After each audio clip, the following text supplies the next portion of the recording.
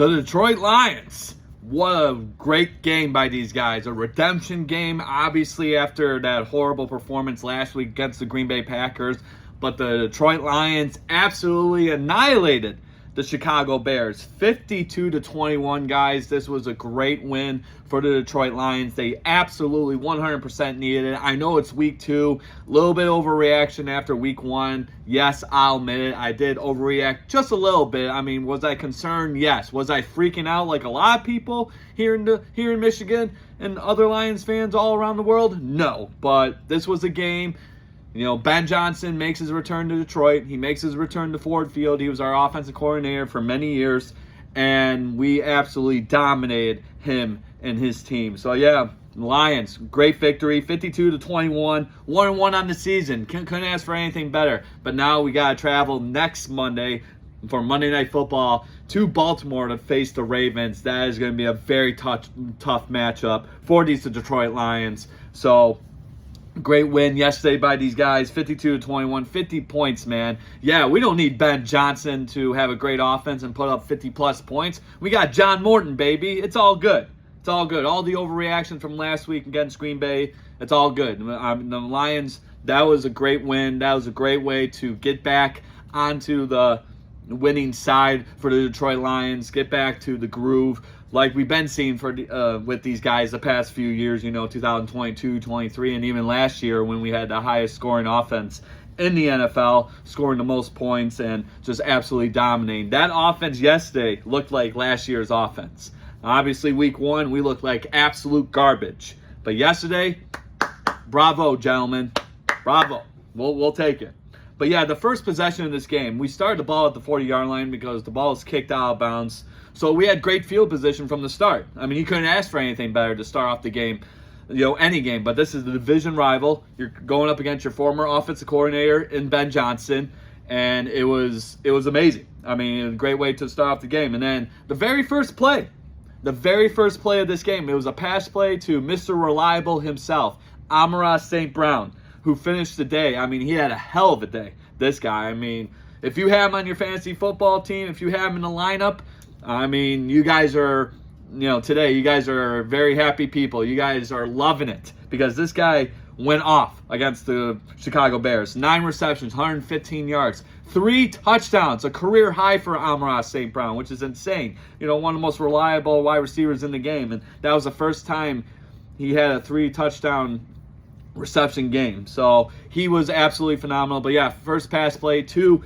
Mr. Reliable himself, Amon-Ra St. Brown. You kind of knew at that point that this was going to be a great game. It set the tone for what the Detroit Lions what they were going to do down the line. It was amazing. So you had that going on, and then Jahmyr Gibbs. Why not? Give it to Sonic himself. The guy's amazing. One of the best running backs in the league. He was a he was a second-rated running back in fantasy football, right behind Saquon Barkley. He scores on the opening drive. Great. I mean, that is, like I said earlier, that's the Detroit Lions offense we love and appreciate here in Michigan. So that was amazing.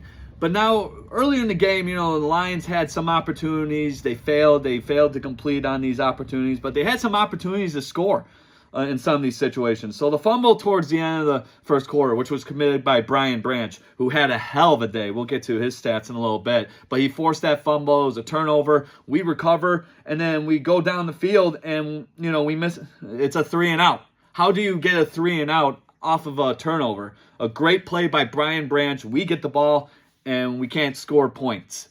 3-and-out. We got to punt the ball back to Chicago. So that was the first missed opportunity by the Detroit Lions.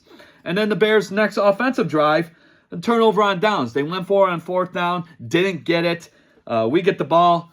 We march down the field, and then Jake Bates, rarely misses a field goal. He missed a field goal in this situation. So 3-and-out off of a fumble, 4th down, turnover on downs. We miss a field goal. Those were the early opportunities in this game that the Lions missed. But obviously, down the line, they were able to make up for it, right? Especially Jared Goff. What a hell of a day that guy had. We'll get to him in a little bit. I want to stick to the defense. We got to talk about Kirby Joseph. Last year, he led the league in interceptions. He had 9 of them. He was absolutely phenomenal. He had another interception in this game. A great diving play, a great playmaking play. I mean, that's why I love Kirby Joseph here in Detroit. I mean, because he makes plays like that. He had an interception, and then from that interception, that drive, it led to a touchdown for the Detroit Lions. And it was Jared Goff's first out of 5. Yeah, he had 5 passing touchdowns in this game, ladies and gentlemen. He was on fire. But it was his first out of 5 passing touchdowns. 3 of them to Amon-Ra St. Brown, but the first one was to Brock Wright, who's been, he's been a great guy. He's been a great player for us, reliable when we need him. Obviously, in that situation, he scored the first passing, reception of that game. So good for Brock Wright. Like to see him in the offense more. That was a great play to see that happen. But yeah, that was an amazing play. And you knew from that point, like I said, early on, first pass play to Amon-Ra St. Brown for a big gain, 30-plus yard play. You kind of knew that this was going to be an ass kicking by the Detroit Lions against the Bears. So that was great to see. And then they ended the game, the Detroit Lions did, with 3 touchdown drives. 3 straight touchdown drives, 4 scoring drives if you include the field goal towards the end of the game there. I mean, these guys, they were on a mission. I mean, why wouldn't you be? You're going up against a division rival. You're going up against a guy who was the offensive coordinator here for Detroit, Ben Johnson, for many years. I mean, if this wasn't a personal game for the Detroit Lions, if you don't think this was personal for the Detroit Lions, you haven't been paying attention, obviously. The Detroit Lions, they had 511 total yards of offense. Over 500 yards of total offense without Ben Johnson calling the plays. That's John Morton, baby, coming from Denver.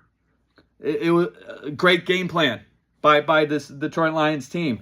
Jared Goff, 23 for 28, 334 yards, 5 touchdowns in this game. 3 of them to Amon-Ra St. Brown, 0 interceptions.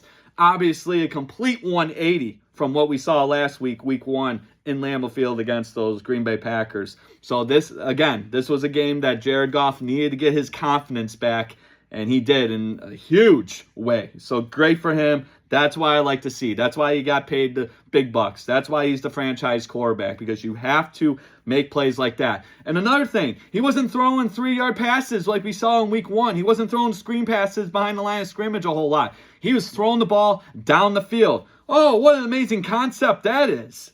So it worked. But now, like I said, you got Baltimore next, Monday Night Football. That's going to be a tough matchup for the Detroit Lions. And then you got Jahmyr Gibbs and David Montgomery. Sonic and Knuckles, man. Each of them had a rushing touchdown, so that's great to see. Establishing that running game that's been amazing the past couple years for the Detroit Lions. Jameson Williams, you just got done signing him to a 3-year extension, $83 million. Is he worth it? Well, he had a decent game yesterday. He only had 2 receptions, but he had a long reception. 60-yard bomb, because he's a fast receiver. He's the fastest receiver on the field yesterday. 2 receptions, 108 yards, touchdown. That's what we paid him to do. That's his title. That's his job. You're the deep ball threat because you're fast and you can catch the ball. He did exactly that yesterday. So great to see that. And then now we got Isaac Tesla, the rookie out of Arkansas. He actually played high school football here in Hudsonville, Michigan. So he's Michigan born and raised. Another great catch by this sensational rookie. He only had that 1 reception for 29 yards, but dude, one-hand grab, inbounds. The guy's a beast, man. He had another one-handed grab for a touchdown, his first career touchdown last week against the Green Bay Packers, and that was absolutely phenomenal as well. So Isaac Tesla, I like to see more of him in the offense. I know they're trying to, they're taking their time with him because he's a rookie and, you don't want to expose him too much, which is good. I mean, this is great. I mean, those one-hand grabs are amazing to watch. They're highlight reels. We appreciate that. But, maybe in the Baltimore game or maybe down the line a couple weeks from now, maybe get Isaac Tesla more involved in this offense because he's reliable. I mean, he's got the size, he's got the speed, he's got the hand strength, obviously, making one-hand grabs when there's a defender all over him. It doesn't matter. He's going to make the play. He's going to make the catch. And that's exactly what he did. So if you guys haven't checked out that highlight, go on YouTube right now. It was absolutely phenomenal. So great to see from Isaac Tesla, but I like to see him get involved more with the offense, but I know they're taking their time with him with that. So you have that, and then Brian Branch, like I said earlier, we're going to get to his stats. 6 tackles, 1 sack, a forced fumble. That fumble earlier in the game, which obviously didn't lead to points, a 3 and out for the Detroit Lions, but a great game from Brian Branch. That is a guy you need to re-sign and pay all that money, because it's very rare to find a guy like that, like Brian Branch. I mean, we'll look at all the draft picks that Brad Holmes has selected during his time here as the general manager, his 5th year here being with Detroit. And I'll tell you what, Brian Branch is probably the best draft pick Brad Holmes ever selected so far. I mean, he's proven it. He proved it yesterday. He's proven it since the time he became a Detroit Lion, coming from Alabama. I mean, aren't you surprised? I mean, it's Alabama, for crying out loud. And he had a great game yesterday. And then, the BS, roughing the passer call because, his arm hit Caleb Williams' head. Oh, you can't do that. It's a 15-yard penalty. Yeah, should he just put his hands up instead of jumping? Sure. But, I mean, he's playing football. I mean, give him a break. So, but anyways, it was a great play by Brian Branch. It was great to see him have a good game. Kirby Joseph with that interception, a great diving catch to make that play. And then the Lions defense, they had a total of 4 sacks in this game. So they finally got to the quarterback, because it seemed like last week against Jordan Love, they couldn't get to him at all. I mean, he had all day to throw. But they got to Caleb Williams, 4 sacks, one by Aiden Hutchinson. That was great to see. That was his first sack since last year before he got hurt. And then Marcus Davenport, he had a sack in this game, but then he got hurt. The guy's made of glass, man. What are we going to do with this guy? And, I saw the Philadelphia Eagles and Chiefs game. We'll get to that in a little bit. So Darius Smith looked pretty good for the Eagles. He could have came back here. And I was saying that a lot when I was watching that game yesterday. He's like, he should be with Detroit. We could have had that guy. He could be with Detroit. Because if Marcus Davenport can't stay healthy, who's going to help Aiden Hutchinson in the pass rush? I don't know. So we'll see how bad of an injury Davenport has. I don't know. He got up kind of slow yesterday. But it was great to see Hutchinson get a sack. And then as a team, they got 4 sacks yesterday against the Chicago Bears. The Chicago Bears start off 0-2 to begin the Ben Johnson era over there in Chicago. So Chicago Bears fans, how you feeling about that? I mean, Ben Johnson, this offensive guru, head coaching, it's a different ball game, man, because you're an overseer of everything. You don't just focus on the offense as an offensive coordinator. You got to look at everything. It's different. But 0-2, get it. It's only week 2. We got a lot of football to play.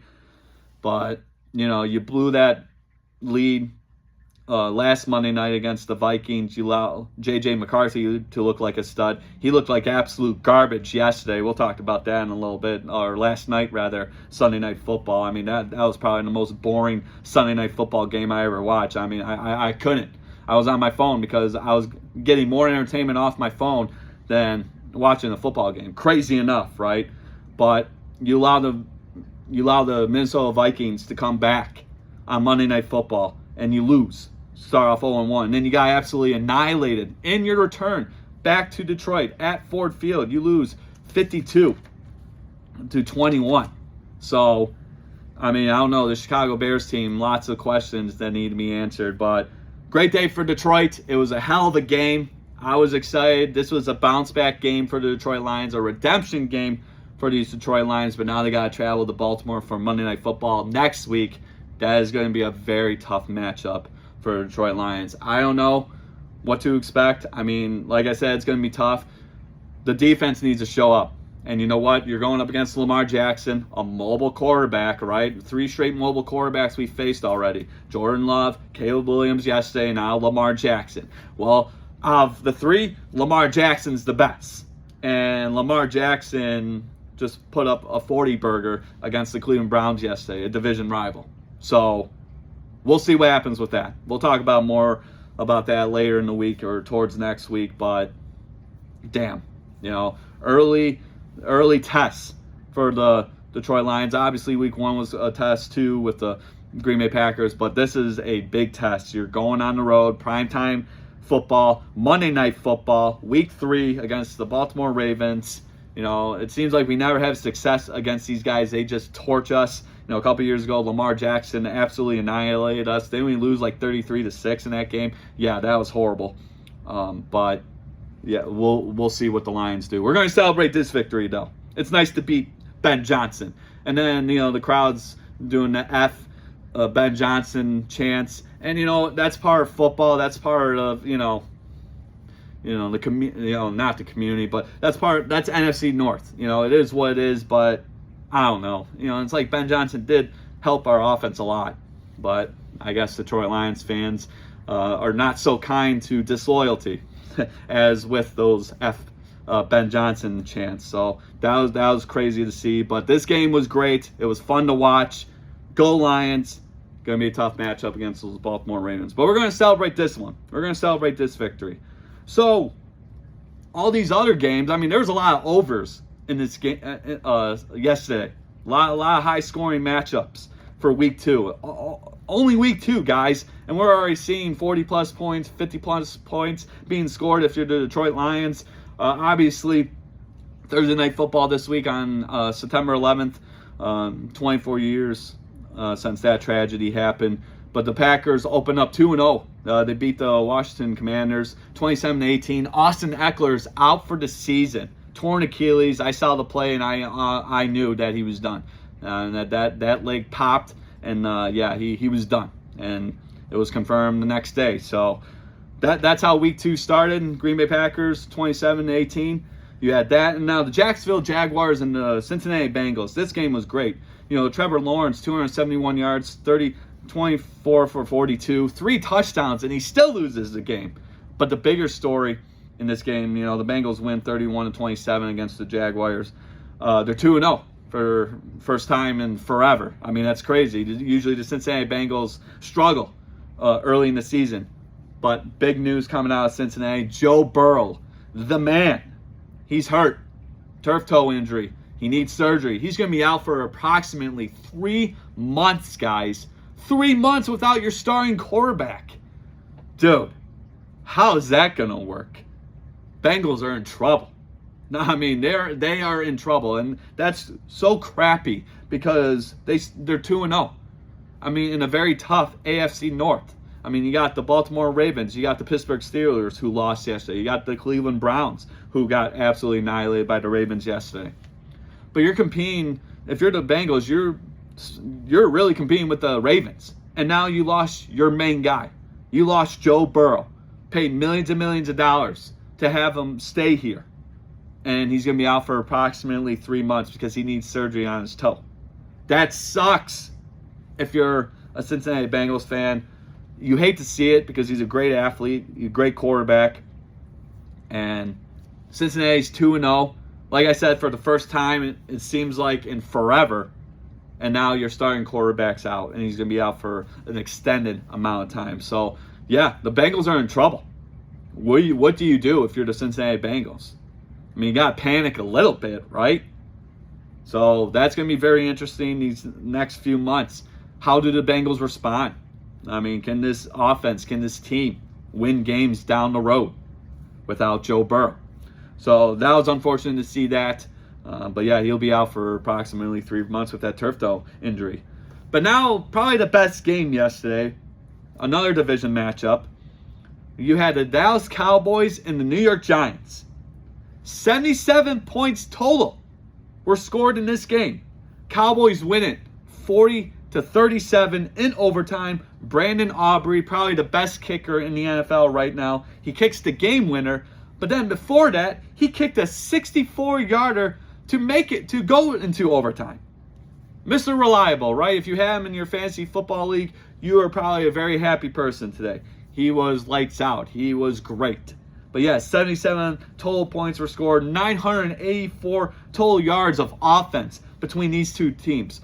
Like I said, this game was the best game on yesterday, without question. The most exciting game, you know, no debate there. Another division matchup, NFC East, between the Giants and the Cowboys. Giants 0-2.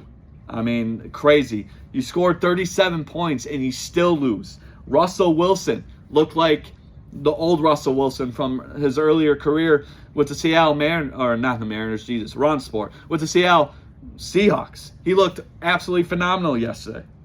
But then there was a lot of penalties. We'll get to him in a little bit. But there was a lot of penalties between these two teams. Giants had 14 penalties for 160 yards. And then Dallas had 12 penalties for 106 yards. Both teams, I don't care what the situation is, you got to clean that up. That's god-awful. So you had that. Russell Wilson, here we go. 30 for 41. 450 yards. 3 touchdowns. And a costly interception. He threw an interception. Dallas got the ball, and they went down the field, and they kicked the game-winning field goal. I mean, this guy was lights out. He was on fire until that situation. But, dude, 450 yards passing, 3 touchdowns, and you still lose this game? How is that even possible? It's insane. But then he threw a costly interception. Only fitting, right? Great game by Russell Wilson, and then he throws an interception, a horrible interception, a costly interception because they lost off that interception because, like I said, Dallas went down the field and they kicked the game winner by Brandon Aubrey. So that was crazy to see that. And then Cam Scatterbo from Arizona State, the rookie, he had a rushing touchdown in this game. Malik Neighbors, he had a hell of a game. 9 receptions, 167 yards, 2 touchdowns in this game. And they still lose. The Giants do. That's insane. Dak Prescott going to the Cowboys side now. 38 for 52, 361 yards, 2 touchdowns, 1 interception. Good game for him, I guess. They got the victory. Javonte Williams, former Denver Bronco, 18 carries, 97 yards, a touchdown there. CD Lamb had a great game. 9 receptions, 112 yards, no touchdowns, but he was targeted 11 times. So yes, obviously, for years now, CD Lamb's been the number 1 guy. Dak Prescott's favorite target, it seems like. George Pickens, obviously former Georgia Bulldog, former Pittsburgh Steeler, with the Cowboys now, he had a touchdown in this game as well. So that game was craziness. Like I said, you had penalties, you had interceptions, you had high-scoring drama, you had craziness, you had insanity all over this game. But a division matchup, NFC East, Cowboys win 1-1 on the season, 1-0 at home. Giants fall to 0-2, and you just wonder what this team is all about. You got an aging Russell Wilson. Does he have another game like this down the line for this season, or is this a one-trick pony for him? He's old. He's not Russell Wilson from years ago when he started his career with the Seahawks. I don't know. But yeah, you do all that work. I mean, you play your heart out, man. Blood, sweat, and tears yesterday for the Giants, and you still lose in overtime against your division rival, the Dallas Cowboys. Excuse me. So, I don't know. Giants, a lot of question marks there, but that was a hell of a game yesterday. So, yeah, that. Lions, obviously, dropping 52 points against the Bears. The Rams, 39 win, 33-19 against the Titans. Devontae Adams had a hell of a game. 6 receptions, 106 yards, a touchdown there. Patriots win another division matchup, the AFC East. They win there 33-27. And then the 49ers win 26-21. Bills dominate another AFC East matchup, 30-10 against the Jets. Seahawks win 31-17. Sam Darnold had a couple touchdowns there. Ravens dominated the Browns 41-17 there. The Colts and the Broncos. This was a hell of a game. I was back and forth between the Chiefs and the Eagles game, and then this game, the Colts and the Broncos. We'll talk about the Chiefs and the Eagles in a little bit. Super Bowl 59 rematch. But this game with the Colts and the Broncos, dude, the Colts should have lost this game. The guy missed a field goal. Broncos would have won. But then, hold on, there's a penalty. Personal foul, leverage. That was the penalty against the Broncos, using someone's weight to go over the guy and make a play. You can't do that no more. Years ago, that was perfectly fine. It was actually pretty sweet watching that as a kid and teenager back in the day. But you can't do that no more. So, Colts, get another try. And the guy kicks the game-winning field goal. I mean, if you're the Denver Broncos, you have to be telling yourself, what the hell just happened? How did that happen? You got to be kidding me. giving life to the Colts. They're 2-0, by the way. Danny Dimes, Daniel Jones, Jonathan Taylor, man. That's a great team there. Michael Pittman Jr. The offense, no, pretty scary. But yeah, the Broncos, what a horrible way to lose that game. I mean, you had the game won, and then you committed a penalty, and then you gave life to these Colts, and they kicked the game-winning field goal. So Broncos are very upset, as you can imagine. Broncos fans can't believe it. That was insanity. That was another great game. But yeah, Colts win. Game-winning field goal, 29-28. Another try for them. Gave them life. So you had that. And then the Cardinals. This team was up 27-9 at one point. And then the Panthers slowly started to come back. But then the Cardinals did enough to win this game. They're 2-0. Start off the season. They win 27-20 against those Panthers. Panthers dropped to 0-2. Yeah, that franchise, I don't know. That team hasn't been good in a very long time. But now we got to talk about the Eagles and the Chiefs. This is the Super Bowl 59 matchup. This is the rematch from Super Bowl 59. The Eagles win again. They won this one 20-17. And this is the first time the Kansas City Chiefs have started a season 0-2 since 2014. Let me give you some perspective on that. I was a senior in high school the last time the Chiefs started 0-2. And that was Andy Reid's second year. Only his second year as the head coach of the Chiefs. That was the last time they started 0-2 to start off the season. And they missed the playoffs that year. Crazy, right? And I'm watching this game and I'm saying to myself, yeah, this Chiefs team is not the same. I mean, they're just, I don't know. It's not, this team is not what it used to be. You know, you got Travis Kelce. I think he's going to retire. I said this numerous times on Guys Time.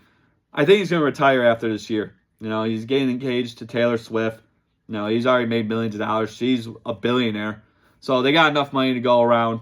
And, you know, I don't think he likes getting hit anymore, and I don't blame him. But, you know, at the same time, when he's throwing temper tantrums and acting like a child, you know, what kind of message are you sending to your team, to the fans, you know, who rely on you? I don't know. But, yeah, this team just, I don't know. They just can't beat the Eagles. Eagles have their number. Eagles win again.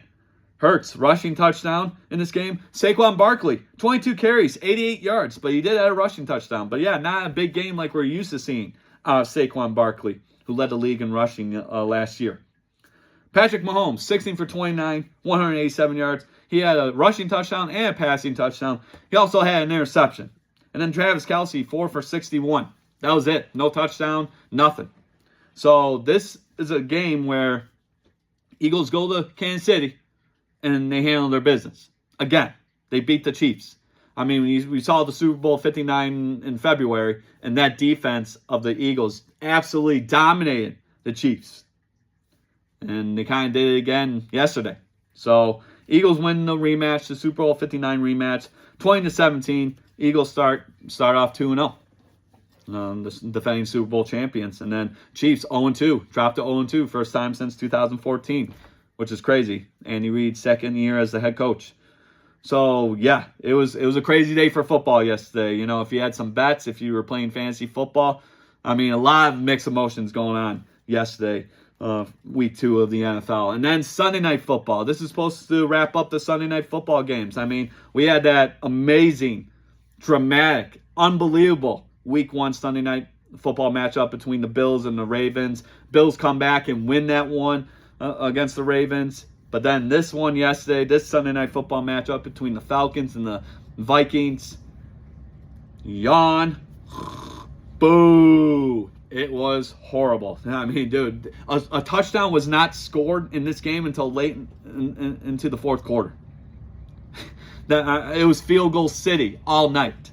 I mean, these offenses were trash. Hot garbage. J.J. McCarthy, like I said, he looked like a stud last week, Monday Night Football against the Bears. Last night, Sunday night, against the Falcons, 11 for 21, 158 yards, 2 interceptions, and a fumble. Like, no, that's not good, dude. That is absolutely awful, god-awful. And you only score 6 points in 4 quarters. When you have Justin Jefferson and Aaron Jones on that offense, what are we doing here? But yeah, it was a snooze fest. Probably one of the, like I said earlier, one of the worst Sunday Night Football games I ever watched. But the Falcons win 22-6. and both teams are 1-1 as a result. But yeah, that was a very boring Sunday Night Football game compared to last week when we had an amazing, probably one of the best Sunday Night Football games I ever watched with the Bills and the Ravens. Yeah, this one was god-awful. It sucked. It was horrible. But now tonight, we got a doubleheader of Monday Night Football. You got the Buccaneers and the Texans, 7 p.m. on ABC and ESPN. And then 10 o'clock on ESPN exclusively. You got the Chargers and the Raiders.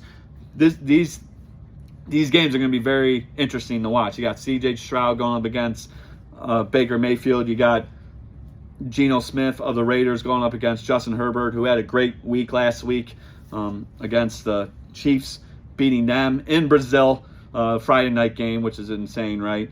But yeah, this is going to be a great. These two games are going to be great.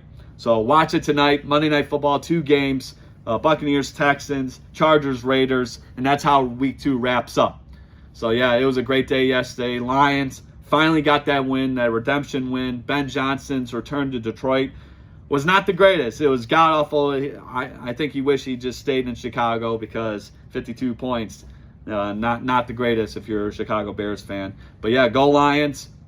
It was great to see that yesterday. But yeah, you got a big battle coming up with the Baltimore Ravens next Monday from Monday Night Football. So that's NFL. We got to hop over to college football. There's a lot of good games this past weekend. Michigan playing Central Michigan. I get, 63-3. They beat them 60 points. But Central Michigan, I get it. I agree. Yes. Let's see a score like that maybe against like Ohio State or Nebraska next week. We got to go to Nebraska. That's going to be a tough matchup for the Wolverines. But Bryce Underwood, 16 for 25, 235 yards, a touchdown and interception. Great to see him get back into the groove there. Justice Haynes, I love this guy. Transfer from Alabama.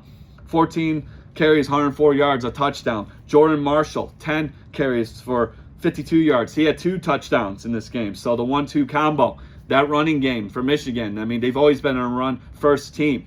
It continues in 2025 with those 2 gentlemen there. 390 yards total in rushing for the Michigan Wolverines. They dominated this game. Clear cut.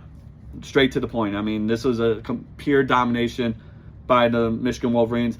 I guess compared to the Lions, a redemption game for the Wolverines. But now they got to go to Nebraska, who's 3-0 under Matt Rule. He was the Panthers head coach for a little bit there. He did coach Baylor as well, so he has college connections or college experience rather. But yeah, he's got those Cornhuskers 3-0, man. And we got to go to Nebraska next Saturday, 3:30 on CBS. That's going to be a very interesting one. Another tough matchup for the Michigan Wolverines. Again, without Sharon Moore. He's suspended this past weekend for Central Michigan, and then he's going to be suspended for Nebraska. And then we'll get him back week 5. But this is going to be a very tough matchup for the Michigan Wolverines. But watching them dominate Central Michigan, it was fun. But then, yeah, I get it. Oh, it's Central Michigan. I get it. But great to see Michigan back on the winning ways because obviously that game against Oklahoma was disgraceful. So, bounce back win, but now you got to go to Nebraska and handle your business. So, go blue, get that win against Nebraska. So, you had that game. And now, Georgia and Tennessee, SEC matchup, classic SEC matchup, right? Dude, I thought Tennessee was going to win this one, break that streak, because coming into this game, Georgia had an 8-game winning streak against the Tennessee Volunteers. Georgia win. They came back and they won 44-41 in overtime. I mean, a lot of overtime games it seems like this weekend. 6 minutes and 40 seconds left in the game. Tennessee was up 38-30, guys. They were up by 8 late in the game. Georgia scores a touchdown on a 4th down out of any situation. On a 4th down, they score a touchdown. They get the 2-point conversion. They tie the game up. And then Tennessee has an opportunity to win. Kick the game-winning field goal. You're a stud. You're the hero. He misses the field goal. Georgia gets the ball. Or they go into overtime. Tennessee scored a field goal, but then Georgia scored a touchdown, and that sealed the deal. So Tennessee loses in overtime, and now as a result, they've lost 9 straight against the Georgia Bulldogs. I mean, if you're Tennessee, you have to be kicking yourself in the ass. How does this happen? Why? Georgia's our kryptonite. We had an opportunity to break the streak, the winning streak. Finally beat these Georgia Bulldogs. it didn't happen. So that was unfortunate to see. But yeah, Georgia climbing through the ranks, man, coming back and winning in overtime. I mean, it was a dogfight, literally. It was a dogfight between these two teams. It's SEC country. You know how they play their football, man. They don't mess around. It's gritty. It's not pretty. Yeah, see, maybe I should be a poet. But seriously, I mean, this game was great. Tennessee had an opportunity to win, break that winning streak of Georgia's. Didn't. So now Georgia has won 9 straight football games against the Tennessee Volunteers. Tennessee, damn, man. I mean, you had your chance. You blew it. So that was great. Georgia wins 44-41 in overtime. Classic SEC matchup between those two teams. Now I got to hop over to the Texas A&M Notre Dame game. I'm watching this game. I'm saying to myself, man, this is a back-and-forth matchup. Another great game this past weekend for college football. Texas A&M, they win 41-40. Notre Dame, they scored a touchdown. And then they have an opportunity to kick the extra point. The holder for the extra point, he bobbles the snap. And then they try to go for a 2-point conversion, and they don't get it. So the holder for the extra point cost them the game. That's horrible, dude. I mean, talk about bad luck. I mean, you have an opportunity to win this game or even extend to overtime, but you lose by 1 point because the holder bobbled the snap on the extra point after you scored the touchdown. That's insane, dude. How? And then Texas A&M came down and scored. And they kicked the extra point, sealed the deal. Notre Dame starts off the season 0-2. You know, for a program with a lot of NFL talent, program that's had a lot of success. Marcus Freeman, you know, this is his 3rd or 4th year as the head coach. How do you recover from that game? You know, you got to move on, obviously. But another exciting game. That game was amazing. Obviously, Georgia, Tennessee, Michigan State beat Youngstown State. You had that going on. LSU beat Florida. Georgia Tech kicks the game-winning field goal. They upsetted the Clemson Tigers 24-21. And Clemson is 1-2 to start off the season. That's not Clemson football. So, a couple of great games this weekend, but yeah, man, it was insanity. So yeah, go Blue, go Lions. Got some tough matchups coming next week. So college football rankings, Ohio State's number 1. Obviously, they're the defending national champions. You got Penn State at number 2. So 2 Big Ten teams at the top. LSU's at 3. Miami, Florida, the Hurricanes, the U, at number 4. This is the AP Top 25. Georgia at 5. And then Oregon, who's a Big Ten team now, 6. Florida State at 7. Texas at 8. Illinois, another Big Ten team, at 9. Texas A&M rounds out the top 10. The Aggies at number 10. So some familiar faces in the rankings, obviously, with Ohio State, LSU, Miami, whatever. Georgia is up there. Florida State, good to see them in the top 10. First time in a long time for the Seminoles. So lots of college football to play, man. Craziness everywhere. So check that out. Got another great round of games coming up next week. But now we got to transfer over from college football and the NFL. We got to transfer over to boxing. Yes, the ultimate fight, the biggest fight in boxing history. Once in a lifetime. The fight of the century. I mean, it was advertised all week. Terrence Bud Crawford, Canelo Alvarez, for the undisputed super middleweight championship. Terrence Bud Crawford handles his business. He defeats Canelo Alvarez by unanimous decision. He had to move up 2 weight classes because his career, most of his career, Crawford has fought at 135 and 147. He had to move up 168. That's a lot of meat. That's a lot of pounds to move up. Move up 2 divisions for this fight. And he looked absolutely dominant. I mean, a masterclass, a masterpiece, rather. His strategy, his game plan, flawless. He looked absolutely phenomenal. But now he is the first men's fighter in boxing history during the 4-belt era to be the undisputed champion in three different weight classes. Junior welterweight, welterweight, and now super middleweight. He was amazing. Canelo, this loss, it snapped a 6-fight winning streak for him. And you wonder what's going to happen to him. He's 35 years old. Terrence Crawford's 38. So where's he going to go after this? But then Canelo, with this defeat, where's he going to go? He's 35. I don't think there's much more he can prove. He's one of the greatest boxers to ever step in the ring. He's no doubt a Hall of Famer. Same with Terrence Crawford, especially since he's an undisputed champion in 3 different weight classes. But you just wonder where he's going from here. So, yeah, the loss snapped a 6-fight winning streak for Canelo. He's also a 4-division champion. So, lots of respect between these two gentlemen, between these two fighters. But yeah, this fight was amazing. You know, Terrence Crawford came out, great combos. I mean, he was doing hooks to the body, hooks to the head. I mean, he was coming out swinging. He was not afraid of Canelo Alvarez. But the combos committed by Crawford and combos that were landing by Terrence Crawford were absolutely phenomenal.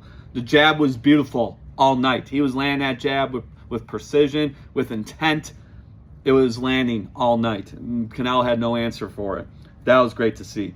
Canelo, it seemed like he was trying to go for the power shot most of this fight. He was looking for an opening to hit Crawford with a power shot. He wasn't really able to get it. He seemed a little bit confused, a little caught off guard by Terrence Crawford's strategy because it was so flawless. It was amazing. So I noticed that during the fight. Yeah, it was great. It was a great fight. It was fun to watch. You know, he still lands some shots because he's Canelo Alvarez. He's going to land some shots, and they're going to hurt. I mean, it didn't bother Terrence Crawford because he just kept coming after Canelo. But this was a great fight. That round 9, Terrence Crawford came out like a bat out of hell, dude, and started swinging on Canelo. I've never seen Canelo Alvarez take so much punishment in a very long time. Terrence Crawford dominated, and he became the undisputed super middleweight champion as a result. This is a fight that a lot of us are going to remember. You know, whatever happens with Terrence Crawford, does he retire after this, have another fight? Do they have a rematch? You know, do they run it back for one last big fight, one last big payday? Because, you know, Canelo got guaranteed $150 million for this fight, which is crazy, right? Because he's Canelo Alvarez. It makes sense. He has a brand, one of the greatest boxers ever. Face of boxing, well, now Terrence Crawford, but it was Canelo. So you wonder where he's going to go after this. You wonder where Canelo's going to go after this. But this is a fight that we'll never forget. It was great. It was amazing. Terrence Crawford looked absolutely phenomenal. Canelo had his moments, but I think he was caught off guard by that great game plan by Terrence Crawford and his team. So now Terrence Crawford's the undisputed super middleweight champion. And then a classy move after the fight, he gave the belts back to Canelo. They shook hands. They hugged it out. Class all over for both men, especially Terrence Crawford for making that kind gesture. So I did appreciate that. I liked seeing that. Terrence Crawford, you know, my hat tips off to you, my friend. That was amazing to see. So, yeah, great fight. One of the greatest, two of the greatest to ever go at it. We'll never forget it. Terrence Crawford, Canelo Alvarez. Terrence Crawford, he is the super middleweight undisputed champion. So you had that going on. Hopefully you guys watched it. I actually placed a bet on it. I actually won some money. I probably should have placed more money on this fight. I had Terrence Crawford winning. He obviously won. But yeah, I won a couple hundred bucks. So that was good to see. But yeah, this fight was great. All boxing fans, you should have appreciated this fight because it was amazing. So you had that going on Saturday night. It was great to see. But now, talk a little bit about the Tigers. They avoided the sweep against the Miami Marlins. You know, they go to Miami and they forgot how to play baseball, but they won yesterday, shut out 2-0. But now they come home tomorrow, 3-game series against the Cleveland Guardians, a divisional rival for the AL Central. And then another, then we have the Atlanta Braves coming in. So we got a 6-game homestand. So the Detroit Tigers need to win. Win being the key word. You got to win. I don't care how you do it. I don't care if it's a 2-1 victory, 1-2 victory. You got to win. Because now we're getting close to the end of the regular season. And playoffs start. And what I've been seeing out of these Tigers, their pitching is horrible. It sucks. Their offense is inconsistent. They got to figure it out. So you got Cleveland tomorrow, 3-game series, and then you got Atlanta coming in for a 3-game series. 6-game homestand, win all of them. I mean, you have to at this point because you end the season going to Cleveland for a 3-game series, and then you got to go to Boston, who's been climbing up the ladder in the AL East, to end the season against those Boston Red Sox. So figure it out, boys. Figure it out because it's getting pretty scary. You know, I've said it numerous times here on Guys Time. If you don't have pitching in the playoffs, you're done. You're screwed. You are in deep trouble if you don't have pitching.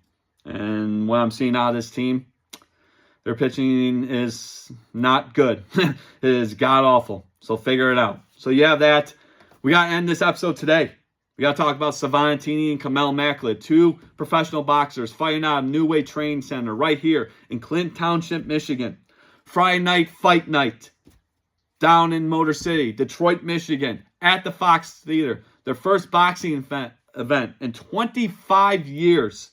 These 2 professional boxers, these 2 amazing people are going to be on the same card. They're teammates. Unfortunately, I won't be here. I'll be up north golfing, having a good time.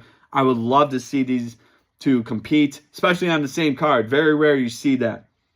But I know they're going to handle their business because they're absolutely phenomenal. You got Kamel Macklin looking to become 4-0 to start off his boxing career. And then you got Savantini rising through the ranks. She's a ranked boxer now. She's looking to become 6-0, and I've seen videos of these 2 training their asses off, you know, hitting that bag, you know, doing hard sparring, you know, doing a lot of interviews, you know, media day stuff. I don't know how they do it, man. God bless them, but, you know, it's fight night. It's fight week. Friday night, September 19th. My birthday, by the way, 29 years old, so yeah, just send over a gift, whatever you want, whenever you want. You can send me some money too, Venmo. No, I'm just kidding. But yeah, Friday night, September 19th, 6 o'clock. Check it out. It's going to be at Fox Theater in downtown Detroit, Michigan. Get your tickets now. They are running fast. You do not want to miss these 2 compete because they are amazing to watch. Savantini, Kamel Macklin, looking to become undefeated and Friday night, continue their winning streaks. Like I said, Kamel's looking to become 4-0. Savantini looking to become 6-0 on her pro boxing career. And it's also today, September 15th, it's also Savantini's birthday. So happy birthday, Savannah. Hope you have a great day. You know, enjoy the day. And, you know, good luck to you on your fight. And Kamel Macklin, my friend, good luck to you on your fight. I know you're going to do well. Both of you are going to dominate. It's going to be a good night, Friday night, at the Fox Theater in Detroit, Michigan. So check them out. Savantini, Kamel Macklin, fight night in Detroit, in the Motor City. Get your tickets now. It's going to be a good night. Friday, September 19, 2025. These 2 amazing people will compete, and they're going to handle their business. So that's how this episode ends today. So thank you so much for joining me on this edition of Guys Time. You guys already know the drill by now. Spotify, Apple Podcasts, YouTube. This episode will be available. I'll get it out there for you guys so you can watch it, listen to it. But yeah, football, boxing, baseball, you know, UFC, they had an event this weekend. So if you play some bets, watch some sports, good for you. It's Monday. Start the week off on a high note. Go kick some ass out there. And you guys are amazing, as usual. All right, the prize is out. You guys have a great rest of your day, and stay safe out there, my friends.